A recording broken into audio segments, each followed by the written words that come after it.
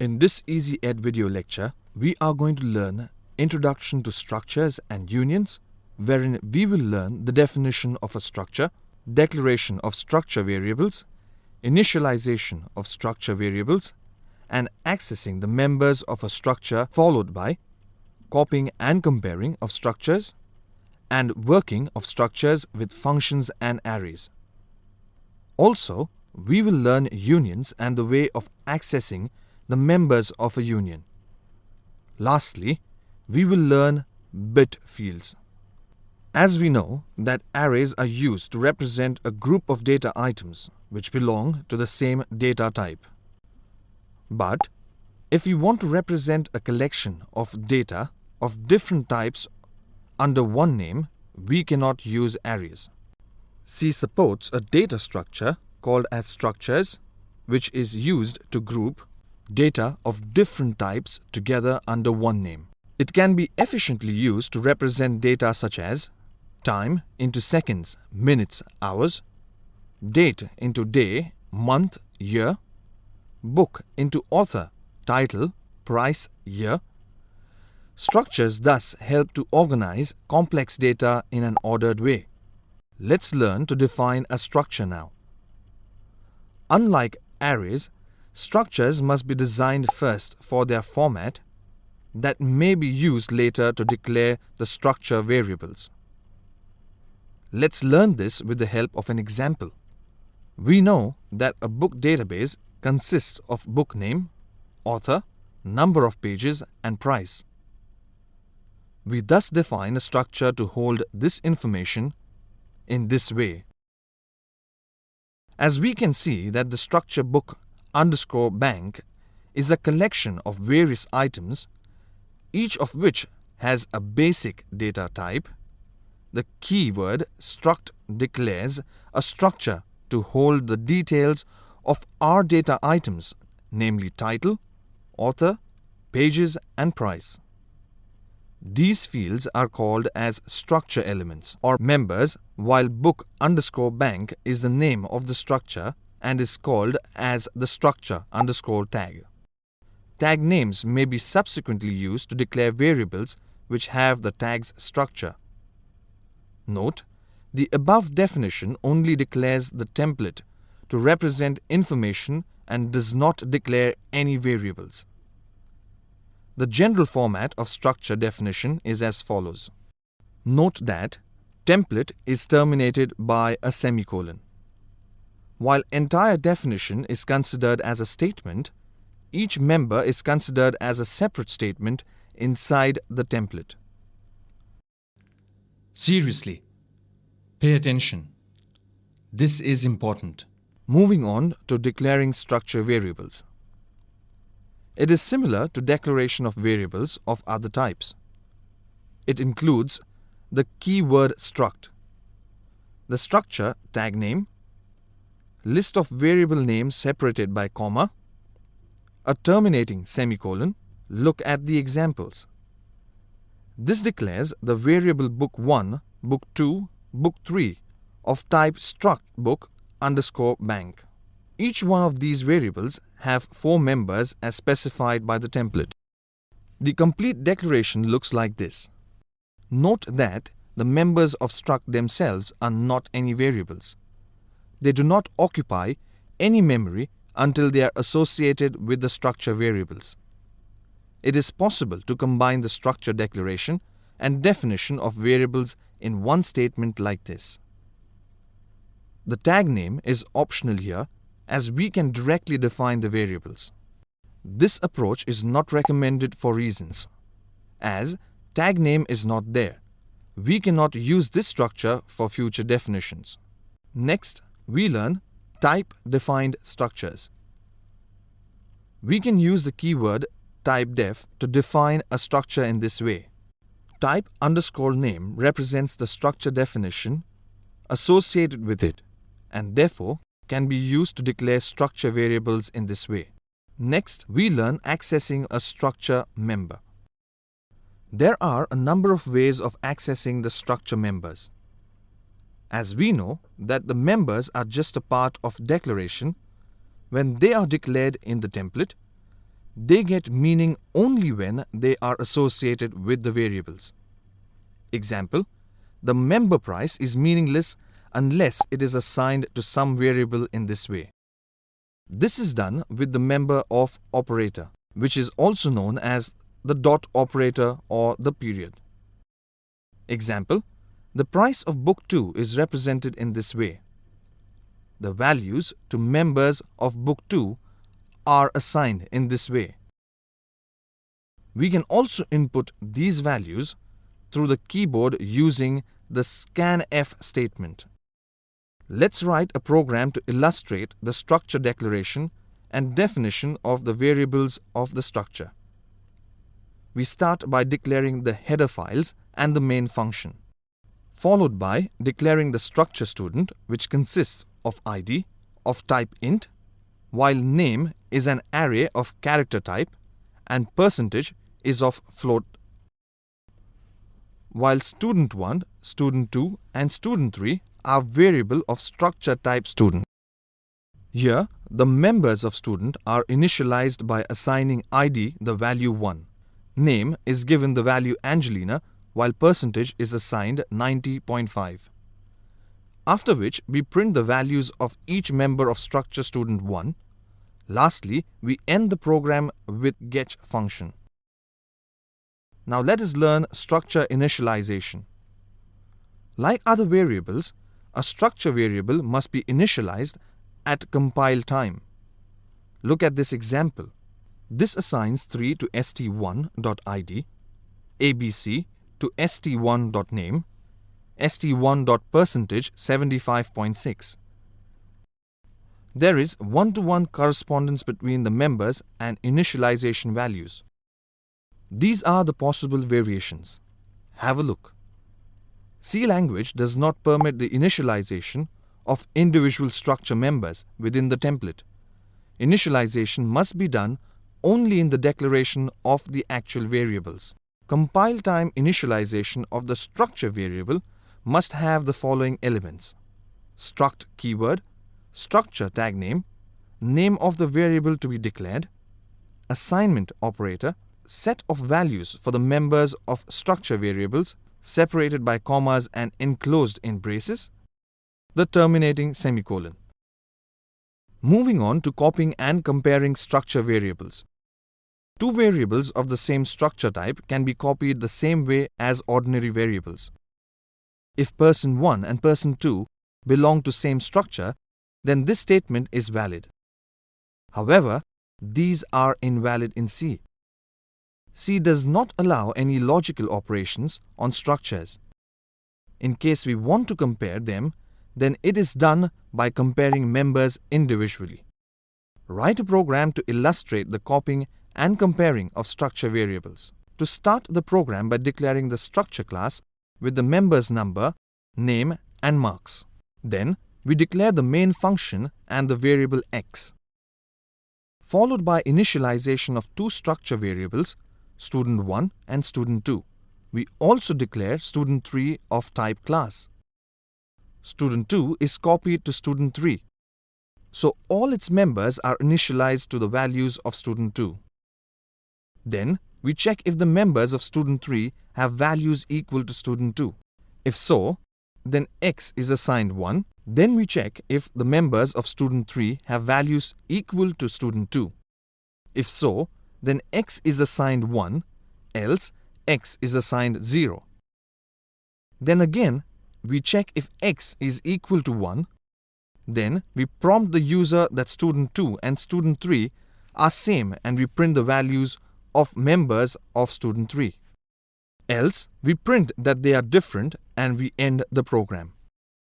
Next, we learn operations on individual members. A member with the dot operator and structure variable can be treated like any other variable in C, and so can be manipulated using expressions and operators. In the above program, we had used this statement. We can also apply increment and decrement to numeric type of operators. Precedence of member operator is higher than arithmetic and relational operators, and so no parentheses are needed. Consider this. PTR is a pointer variable which is assigned the address of the structure variable v. Now, the members' access can be in three ways: using dot notation, using indirection notation, using selection notation. Seriously, pay attention. This is important. Let's learn arrays of structures now. For analyzing the marks obtained by a class of students, we may use a template to describe the student name and marks obtained in various subjects, and then declare all the students as structure variables. In such a case, we may declare an array of structure and each element of the array representing a structure variable. This defines an array called student that consists of 100 elements. Each element ID is defined to be of type struct class. Consider, this declares student as an array of 3 elements: student 0, student 1 and student 2, and initializes their members as. Note: array is declared as any other array, and since student is an array, we use the usual array accessing methods to access individual elements and member operator to access the members. Array of structure is stored inside memory in the same way as multi-dimensional array. Now, let's write a program to illustrate the array of structures. We start by declaring the header files and declare a structure named product with the members as a name, which is a character array of size 30, followed by stock of integer type and price and discount of floating point type. Then we start the main function, where we define the variable p of structure type product, which is an array of 3 elements, and an integer variable I, followed by a floating point variable temp. Then we ask the user to enter the product name, stock, price and discount values. We use a for loop to scan in the values of name, stock, price and discount. We again use a for loop to display their values, and finally we end the program using the get function. Moving on to structures within structures. Structures can be implemented as the member of other structure. This is termed as structure within structure. It is also known as nested structure. Consider this example. Here, this line defines the name, department, basic and 3 kinds of allowances. While we can group all the items related to allowances and declare them together in one substructure showing this way, the salary structure contains a member named allowance, which itself is a structure with 3 members. The members contained in the inner structure are referred in this way. An inner structure can have more than one variable. This declaration is legal. The inner structure has 2 variables, namely allowance and arrears. This implies that both of them have the same structure template. Note the comma after the name allowance. A base member can be accessed in this way. We can also use tag names to define inner structure. Here, pay template is defined outside salary template and is used to define the structure of allowance and arrears inside the salary structure. It is also permissible to nest more than one type of structures. Next, we write a program to illustrate the operation of a structure inside a structure. We start by declaring the header files and also declare a structure named stud_res with the various members. Within the structure, we define another structure stud_marks, which will store the subject names and their marks. We declare a variable marks of this structure type and result of structure type stud_res. Then we start the main function, where we ask the user to enter the roll number, subject code, marks and store it in various variables, after which we print the values. Next, we learn structures and functions. A structure can be passed as a function argument, just like any other variable, and therefore there are 3 ways supported in C by which a structure can be transferred from one function to another. The first method is to pass member of the structure as an actual argument of the function call. Actual arguments are then treated as ordinary variables. This is the most basic method, but it becomes unmanageable when the structure size is large. Second method is passing of a copy of the entire structure to the called function. Since the function is working on a copy of the structure, any changes to the structure members within the function are not reflected in the original structure. It is therefore necessary for the function to return the entire structure back to the calling function. All compilers do not support this method. Third approach uses pointers to pass the structures as an argument. In this case, the address location of the structure is passed to the called function. The function can access indirectly the entire structure and work on it. This is very similar to the way the arrays are passed to functions. Let's learn the second approach here. This is the general format of sending a copy of a structure to the called function. The called function takes the following form. The called function must be declared for its type appropriate to the data type it is expected to return. The structure variable used as actual argument and the one in the formal argument must be of the same struct type. When an expression returns a structure, it must be assigned to a structure of identical type in the calling function. Now, we write a program to illustrate the way of passing a structure to a function. We start the program by declaring the header file and the structure example with the members num1 and num2 and s3 as its variable. We also declare a function named EZEd, which has a pointer to the structure named example.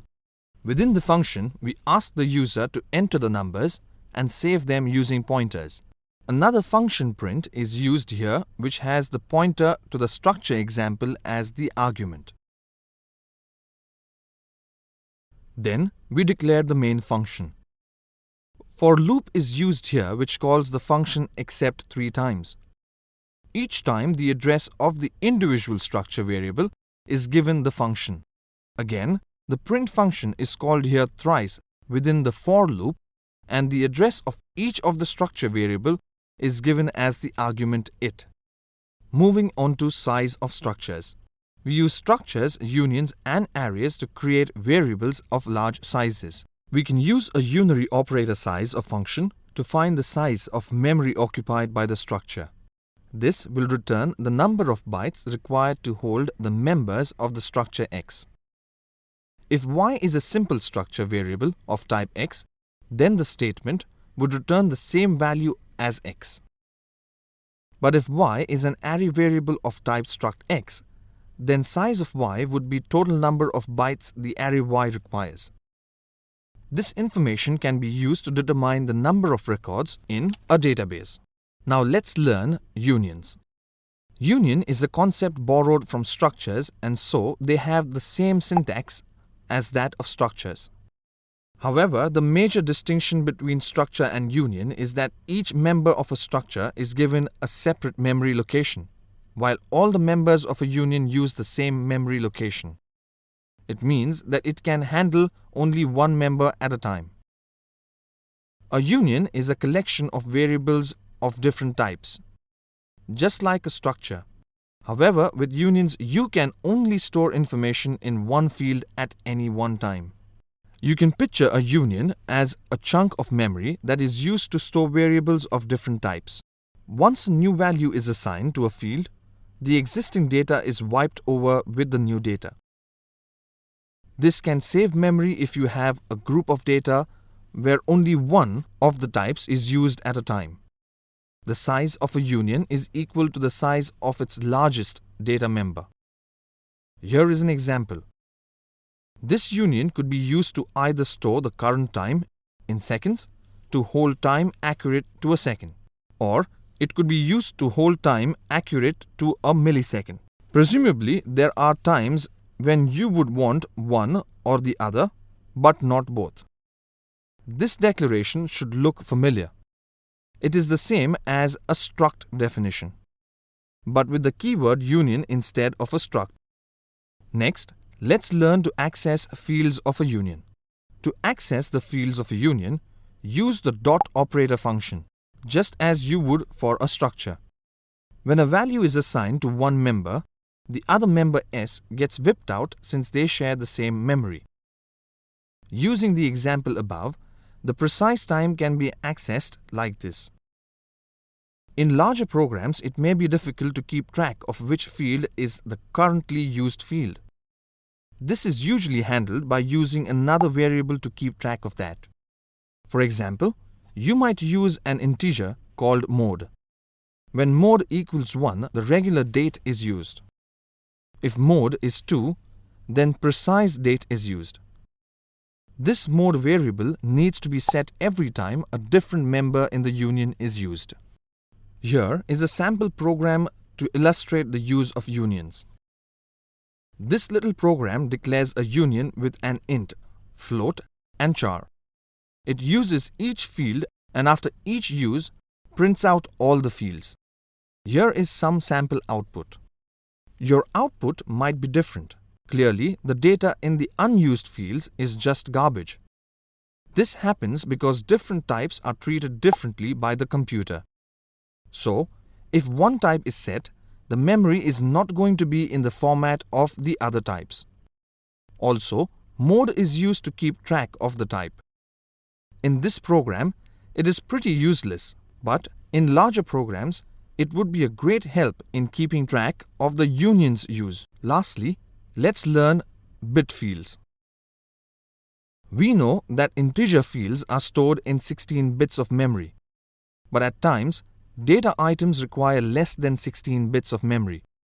In such cases, we waste memory by allocating more than the required space. C permits us to use small bit fields to hold data items and pack several data items in a word of memory. C lets us do this in a structure definition by putting bit length after the variable. Here, the packed underscore struct contains 6 members, 4 1-bit flags, F1, F3, a 4-bit type, and a 9-bit funny underscore int. C automatically packs the above bit fields as compactly as possible, provided that the maximum length of the field is less than or equal to the integer word length of the computer. Let's have a quick review of what we have learned in this lecture. We started with structures, which is used to group data of different types together under one name. It can be efficiently used to represent data such as time, seconds, minutes, hours, date, day, month, year, book, author, title, price, year. Then we learned definition of structures. Structures must be designed first for their format that may be used later to declare the structure variables. Example, we know that a book database consists of book name, author, number of pages and price. We thus define a structure to hold this information. Once the structure template is defined, we can declare the structure variables. It is similar to declaration of variables of other types.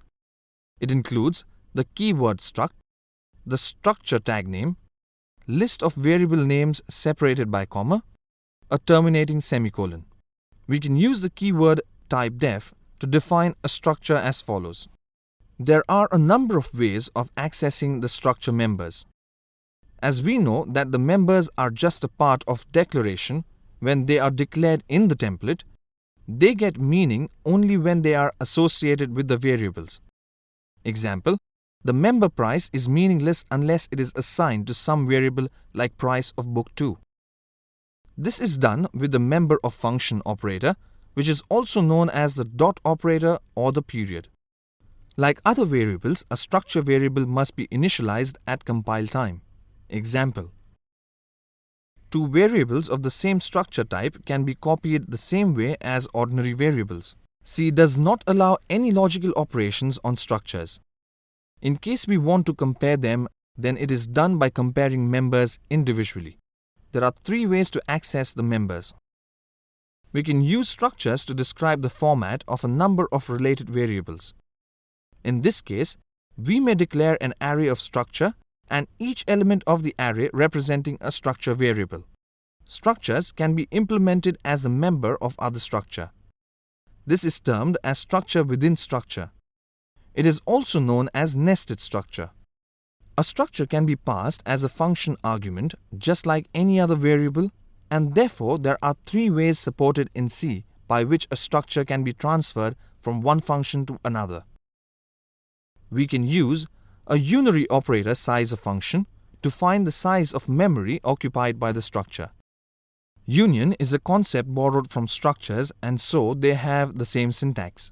However, the major distinction between structure and union is that each member of a structure is given a separate memory location, while all the members of a union use the same memory location. It means that it can handle only one member at a time. To access the fields of a union, use the dot operator function, just as you would for a structure. When a value is assigned to one member, the other members get whipped out since they share the same memory.